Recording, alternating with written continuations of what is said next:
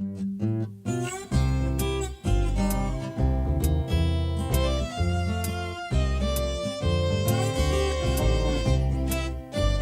a picturesque setting for a car show. We are taking a stroll down Easy Street and a trip down memory lane for Greenfield Village's annual Motor Muster.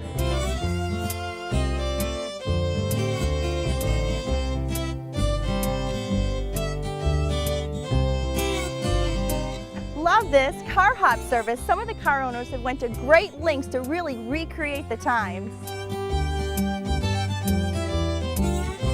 Look, they've got race cars too.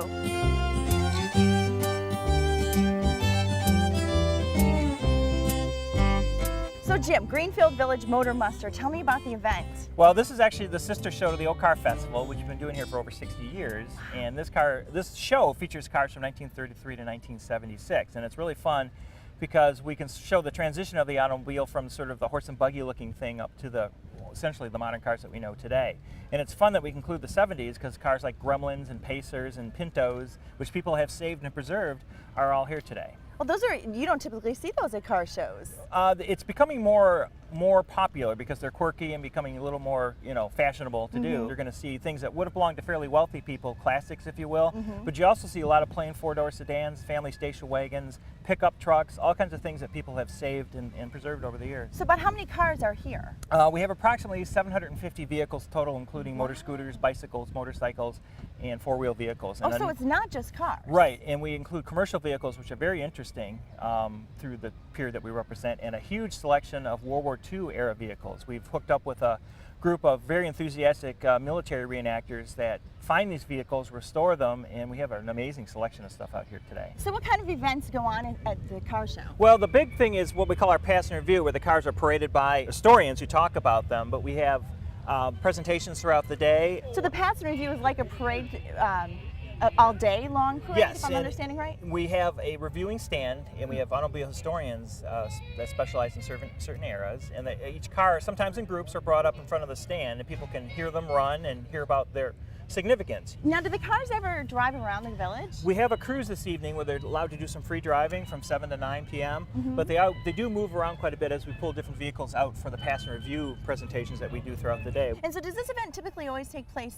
Father's Day weekend? It is. That's a weekend we've been doing for nearly 20 years now, and it's a great fit for us, a great thing to do on Father's Day. A great fit to bring your dad here for Father's Day. This is a great multi-generational event because the way the cars are displayed, we've got grandfathers and even great-grandfathers talking about cars they knew and cars they wanted to have and cars they did have, and everyone is able to relate to it because they can see the things right in front of them.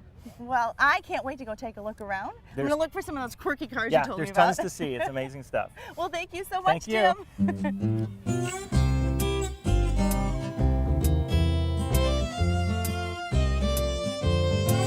Looks like City Car was leading the way. This is a 1975 electric car. I could really use a Verner's right now. We've got a Detroit original behind me. It's a 1947 Chevy Verner's truck.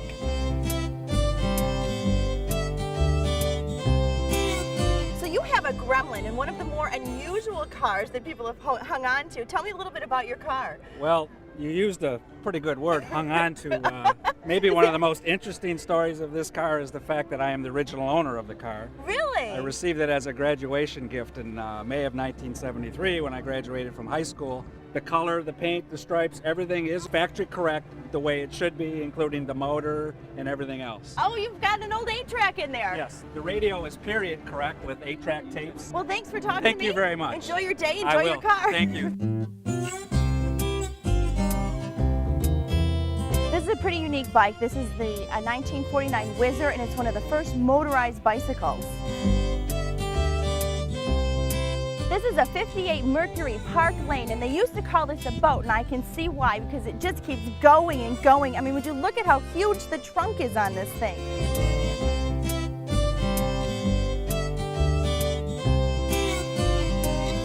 So this is a 51? 51, yes. 51. Now, I tell you the truth, I've never heard of this car. Tell me a little bit about it. Good gas mileage at the time? Yes, it's got a 4-cylinder engine. It's 26 horsepower. Can I take a quick peek inside?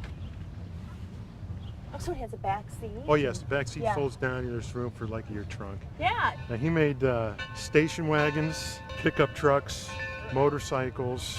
He made stuff during the war too. This is an American car, probably. Don't see too many of these around. Pretty unique Yes. car to see. Yes, they are.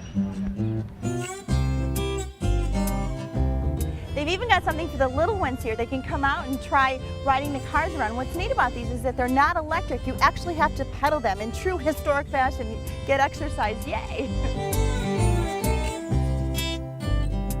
Okay, so tell me a little bit about the Falcons. Okay. They're not made anymore. No, they made them 10 years. Just 10 years.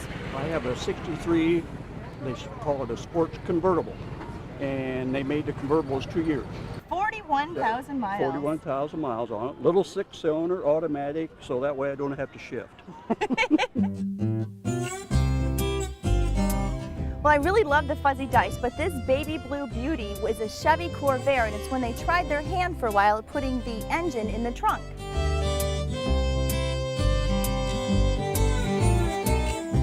Isn't this interior beautiful? It's a two-tone car with two-tone interior. Gorgeous. Love the red steering wheel. So I've been told that the little girls really like the pink cars because they remind them of Barbie doll cars. Another great thing about Motor Muster is that all the old historical buildings are open, including places to get frozen custard. Yummy.